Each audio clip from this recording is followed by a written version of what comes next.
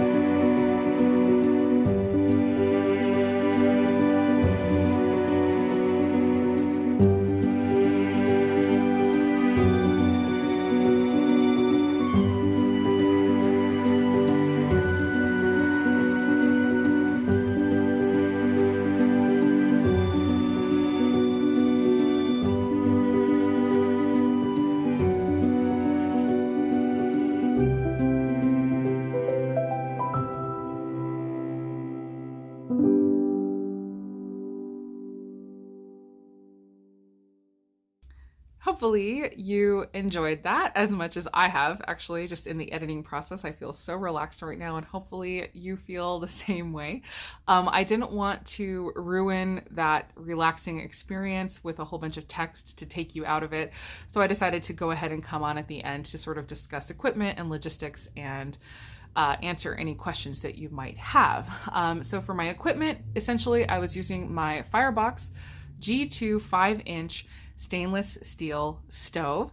I love that stove so much. It's my favorite thing to use outside for cooking. And then I also was using my Wonderbag. It's just basically an insulated cooker, which is again another favorite of mine to use. And I'm not affiliated with either one of these things. I just truly love them. The Firebox for so many reasons, especially because my primary cooking style is to just forage for small pieces of wood, and you can just with like a very relatively small pile of just wood and sticks, you can cook yourself a full meal. And that's exactly what I did last night. And then using the Wonderbag in conjunction with the Firebox allows for you to put your first thing away, let it continue its cooking cycle, and then start a second thing, which is again exactly what I did. I started rice second. But yeah, that's how I do it.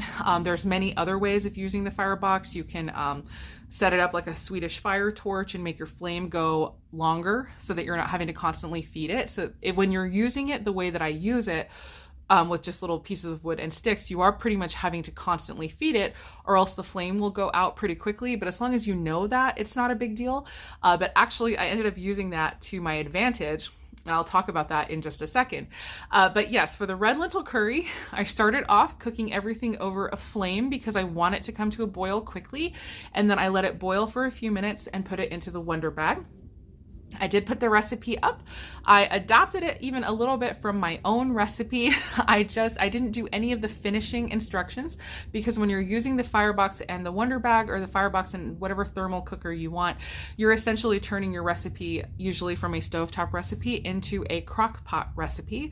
And so I wasn't doing any of the finishing where you add stuff and then you simmer to let it thicken. It just went straight into the Wonderbag. And so instead of any of those finishing, steps, I just added a can of coconut milk at the very beginning, which definitely does add some fat and some calories, but honestly, especially if we were in a camping situation, that would be great, because we are vegan. Of course, we're not out in the woods grilling giant, super calorie dense slabs of meat or whatever. And so being able to figure out how to add in some calories to meals, especially cooking over a fire, is something great to know. So definitely can of coconut milk here and there, whatever. There's a lot of tricks to add calories to your meals, but that is what I did last night and it worked out really well. And so once that was in the Wonderbag and it's now finishing its cooking cycle in the Wonderbag, I can start cooking another thing. And actually, this was the very first time I have ever cooked rice over a fire. And I was a little nervous. A lot of stuff I read said it was really hard, but I just decided to go with it and go with what I knew about how the Firebox works, especially the way that I work it, which is to cook with those small pieces of wood. And I decided to just go ahead and jump in and give it a try. And it turned out perfectly. You can see in the shots, it was perfect. And I scraped the bottom. I showed there's nothing burned on the bottom. It was perfect. So basically, knowing that the fire goes out kind of quickly if you don't feed it, I was able to use that to my advantage. And I took the pot of rice, put it on my Firebox over the open flame again, let the fire come up, let it come to a boil, which is how you're supposed to cook rice, is bring it to a boil. And then you're supposed to simmer it for anywhere from 20 to 30 minutes. And so basically, as soon as I started seeing the rice boiling, I stopped feeding the fire.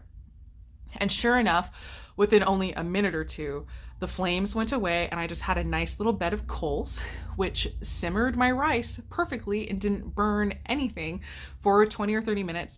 And it came off of the stove, the little Firebox stove, and it was perfect. So that actually was beautiful. It worked out wonderfully. And I think it just sort of also illustrates how important it is to really be familiar with the pieces of equipment that we have on hand, not just to have them and know, oh, if I have a power outage, I can cook on this, but to really become familiar with what it is that we have so that you can, even like I just did last night with my rice, you can kind of think to yourself, because I know that this behaves this way, I can expect it to cook in this way. And so that step of boiling and then simmering, I knew how to do that because I've used the Firebox many times before with my small pieces of wood.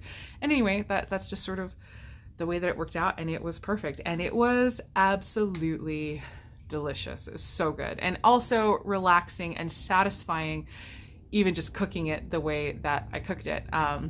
I was personally feeling really stressed and kind of overstimulated yesterday. I just decided, you know what, we're just going to do cooking over a fire outside tonight. And it was so relaxing.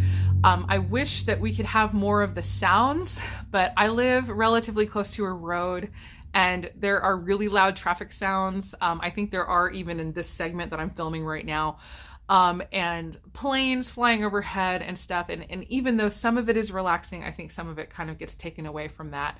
And I'm zeroing in on the positive and the happy and the nice, which is the fire. And so that's how I decided to do the video. So anyway, again, hopefully you enjoyed that. And if you have any more questions, please let me know down below. I will leave a whole bunch of links down there of the various things that I talked about. And yeah, let me know. I think especially if you have a good thermal cooker that you enjoy that is not a Wonderbag, let us know that in the comments down below. If you have one that works really well, especially because for whatever reason, we can't access the Wonderbag in the US right now, probably because of shipping prices, I would imagine. But yeah, anyway, hopefully you enjoyed that again. And as always, I hope the rest of your day is good and your life stays wonderful. Thank you so much for watching. See you guys later. Bye.